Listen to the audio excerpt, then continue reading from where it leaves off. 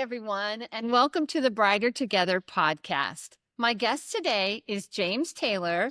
He is the Dean of Students at Rockwell Charter School in Eagle Mountain, Utah. Welcome, James. We're excited to have you here. Thank you. I appreciate the invite. Awesome. So tell everybody a little bit about your school and what your role is at that school. So our school it was actually the first public charter school in our city in Eagle Mountain. It's it's an interesting community right now because it was rural.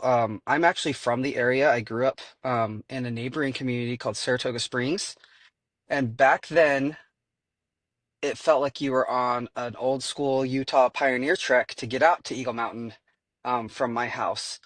Um, and it was basically just all farms and ranches and farmers and things like that. And now it's turned into, we still have a lot of that in the community. That's still the basis of the community. But we now have a lot of people moving there from different parts of the state because that's where all the land is. A lot of big communities coming in. So we've had it's a changing environment. And the school was originally built by a group of families because frankly they didn't want to bus their kids an hour to 2 hours to get to school every day.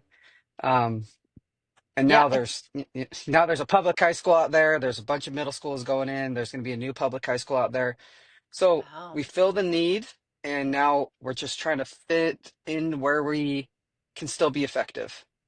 I think we talked initially, you had said you were even one of those kids that had to ride that bus for an hour I was, when you yep. were going. Yeah, that does not sound like fun at all. I lived And it three actually, blocks from our high school. yeah, and actually, I made a silly decision. I mean, at the time, it made a lot of sense, but I didn't want to go to the local high school, and my mom taught at a neighboring high school, so I actually went to her high school. So actually, my hour long bus ride turned into an hour long car ride With your um, mom, with my right? mom. Yeah. Um, but that turned out to be a really good thing for me anyway. So, but yeah, we Yeah. eventually actually moved to Pleasant Grove just because of me and my siblings' commitments with sports and things like that. After school, it was just a little too Oh, much to come back and forth yeah. across the lake.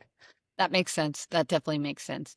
So, I would like to know, like, what do you consider? I know you talked about hmm the history of where you are with your school right now. What do you feel is your biggest challenge in 2025? What is the biggest challenge for you right now, James?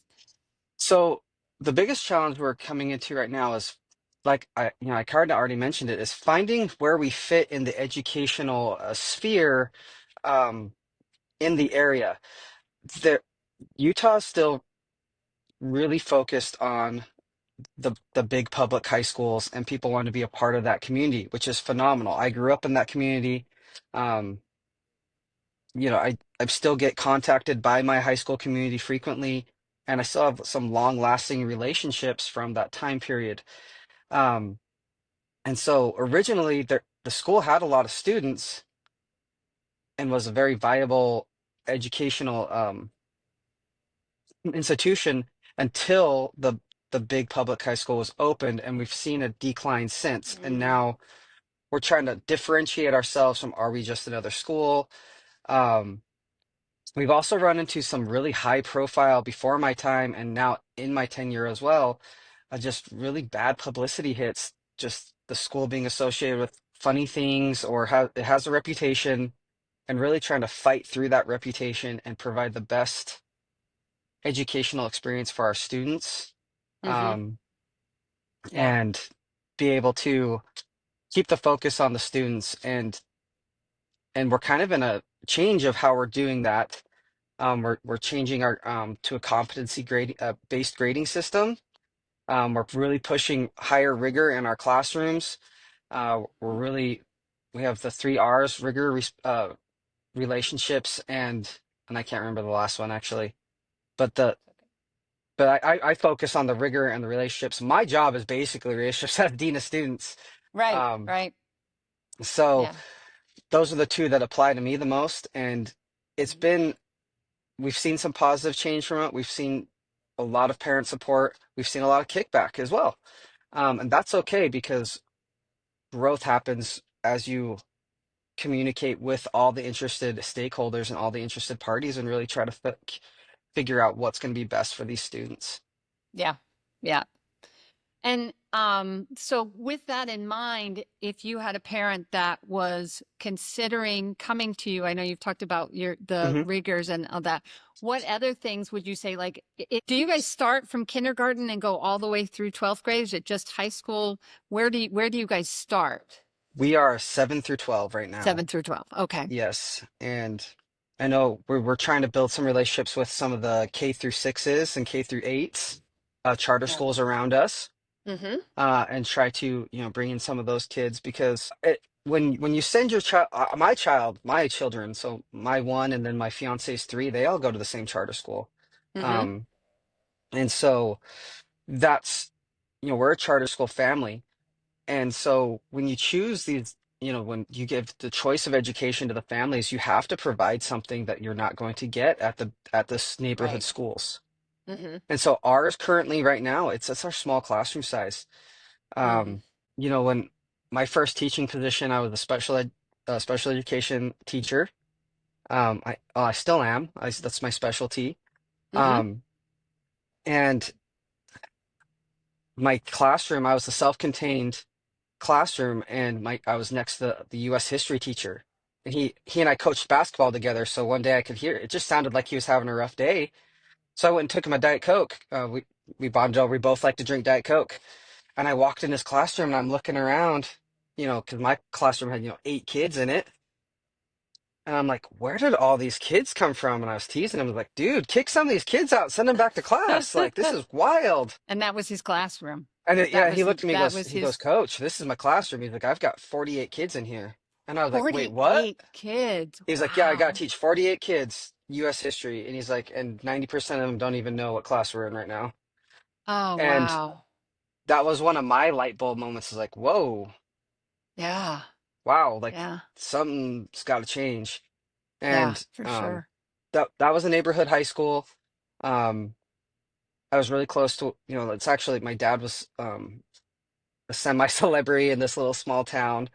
And I went to my dad and I was like, "Hey, are all the classrooms like this?" He's like, "Yeah." He's like, "Why do you think your mom pulled your brothers out of this school?" And I was like, Wow. "Oh, that makes sense." Yeah. So Um, what is your ratio right now? What is your class size ratio right now? Do you know? um, we are about 20 to 1. Okay. Nice. We are actually in our charter, we want to keep it under 25 to 1. Yeah. That's great. That's So, really great. Yeah. That one-on-one attention is really helpful when you are dealing with that. And I can't imagine having 48 students. That's a no, lot. it was That is a wild. lot I of actually teased him. I was like, kids. "Do you even know all their names?" And he's like, "Yes, I do." I was like, Yeah. Well, that's good. "But, That's something I was, I'm a speech therapist, so the mhm, most I've had is 55 kids, students, I should say students, on my caseload in a school. I've done others as well, but in the school, and you learn them, you learn their yeah, quirks, you learn who they are and what they love and what they're excited about. And, you know them by name, which is, like they're kids. They want to, yeah, they want to be successful. They want to, some of them, and they all come, everybody's got a story, right? Everybody's coming yes, from a different background, and that's part of what we do as educators to teach them that, right? So, yes." so, And I think one so, of the big yeah. things with our school Hmm. is that with that low ratio, you get to know people. Like even Hmm. kids I haven't had in class, because before I was an administrator, I was the special education teacher and the special education director. Hmm. So there was a time that when I first came to school, I didn't know you unless I had you in class because I came mid-year. But by the end of that year, I knew everybody. Right. And I knew them by name, and I knew them by, a lot of like what quirks they had, what they were into, and so and that was just with me going through the halls every passing period. It wasn't even me being super involved at the school yet, as I thought I was going to come, stay for a year, get another job, and move on. And lo and That behold, didn't here I happen, am. did it? That It didn't didn't happen. happen. Nope, still here. Yeah. Yeah. So how long ago was that? How long have you been This at is my Rockwell? third year. Yeah, Third my year. third year. So I Okay. came in October of 22, and I've been here Okay. since. Yeah. And this is your first year as dean of students, correct? Yes. Awesome. Yes. Awesome. So, with the let's shift a little bit and let's Hmm. talk about the shifting landscape of education. Yeah. AI is coming on and kids have access like they have never had access before. What has your experience as an educator and as a leader been with all of these technological changes that are happening in education, and how have you navigated that? It's funny that you say that, because even though I'm not very old, I am one of those people that if my computer doesn't turn on, I start freaking out. Um, Uh-huh. I call my 11-year-old, hey, Ethan, come my computer, like, what's it doing? And he hits two buttons. He's like, Dad, it just Yeah. wasn't turned on. Okay, thanks, bud. Um, Yep. and so this is something that, like, up until recently, I've been kind of behind the eight ball on. Like, I just finished my master's, and even in my master's thesis, I didn't use any AI until the very, very end. And that was to create some graphs that I was having some troubles creating in the spreadsheets, I mean, in the document for Mhm. my thesis. And then that actually kind of clicked a light bulb for me because I had literally spent all night working on this. It was due the next day because I'm an awesome, on top of everything person like that. Um, Little procrastination. I think we all have a yeah. little bit. And well, it's actually, I mixed up the dates it was due. I thought it was due another week out. And then I was looking at it, I was like, oh, crud, that's tomorrow. There Um, you go. But you so got it I would done, didn't mostly, you, right? yeah, I did get it done. Um, it was so, but it was fun because that's when I had that aha moment, like, oh, this is why they use it. Hmm. Yeah. Oh, like you can pay $5 and hey, I didn't like that. Can you redo it? And because that's what I was doing. I was going, no, I don't like how that looks, and I was like, And it wow, was this is why they redesigning it do it. for you as you requested it to do it. Hmm. That's neat. Yeah. Yeah. And then at least in my college is very pro AI, so all I had to do is credit that to the AI. Oh, Um, okay. And so I did. And so that's actually kind of been the big push. So we're a one-to-one Chromebook school. So like we are Oh, okay. seeing this like in real time. Hmm. Um, I actually was just before the call, we were talking about how I have a foreign exchange student in my class and I mean at my home, and he's been reporting to me that like a lot of their teachers are catching the foreign exchange kids with using AI and they haven't figured out why would they think we're using AI. And unfortunately, it's pretty obvious when you get a paper or Hmm. of someone who has historically given you C work and all of a sudden they're giving you college level writing and you're like, Right. oh, that wasn't correct. Let's try that again. Right. Um, and so that's been one of my big pushes, like, hey, let's teach them how to incorporate it. Like, yeah, we don't want it to replace, but let's teach them how to incorporate it and how to credit it Right. appropriately so we don't run Hmm. into plagiarism, so we don't run into, Right. especially some of our older kids, like they're going to be going into college. And if they do that, then we're running into the whatever colleges, I've personally known people who were kicked out of their college for plagiarism. Hmm. So, and that was back before it was AI. So Right. let's teach them how to utilize these as a tool, not as a crutch, and Hmm. help them really incorporate this skill. Because even as a special educator, excuse me, Hmm. I have used it. There's Right. there's a lot of there is a lot of paperwork that we do on a daily basis Yeah. that it really helps with, or writing emails. It's writing like a controversial, not a controversial, but maybe an email that I don't know how to word this correctly without sounding like I'm being a jerk here. Right. Right. Um, Yeah, just being sensitive. right. And I I love mean, that you can change the tone. It really will change the tone for yes. you. You have to go in and edit it, right? But you can Right. tell it what tone you want and it will Yep. give it to you. And then you just, make it a little bit more of your own. And it's amazing. It really is Yeah. amazing. And Yeah.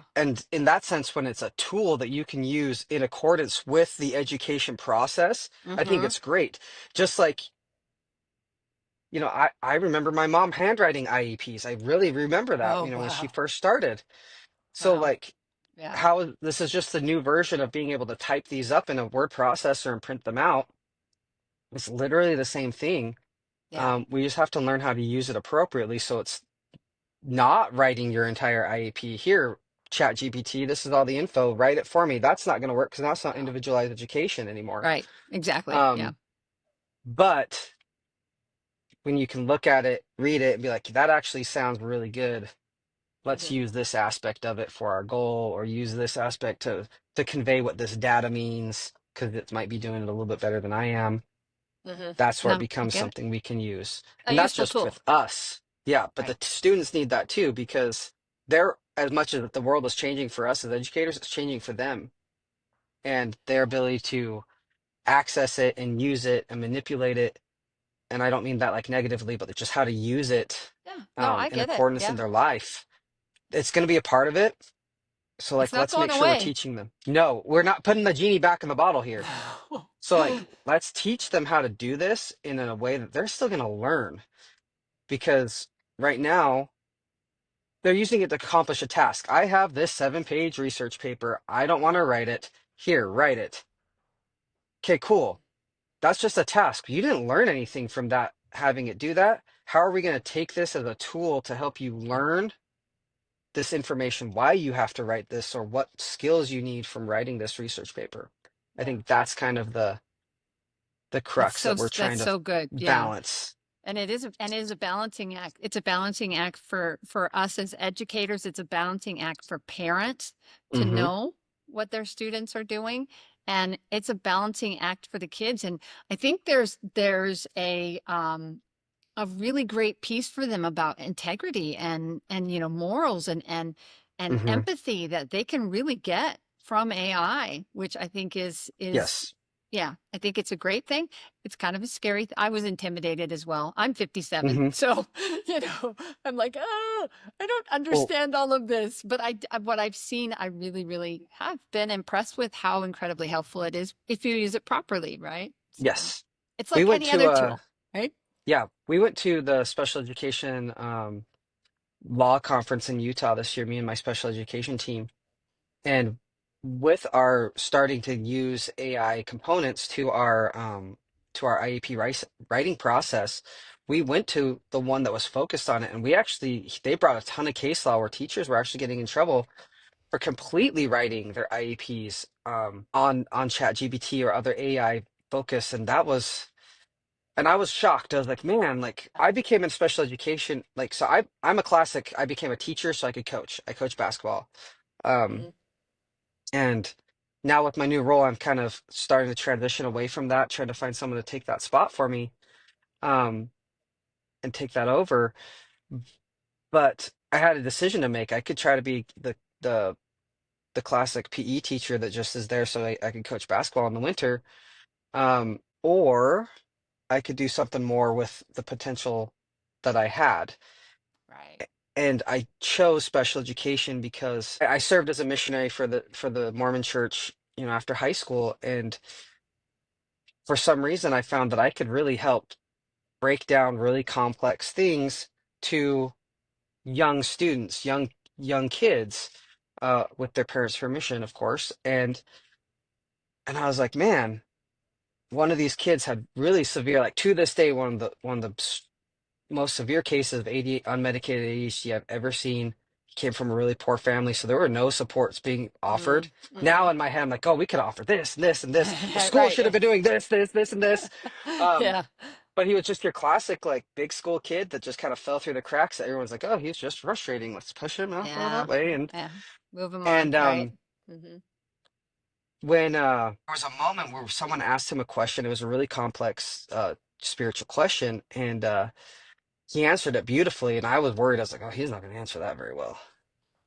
And afterwards, the other missionary I was with was like, "Hey, how'd you know that?" And he goes, "Dude, Taylor's good teacher, man. Like he just."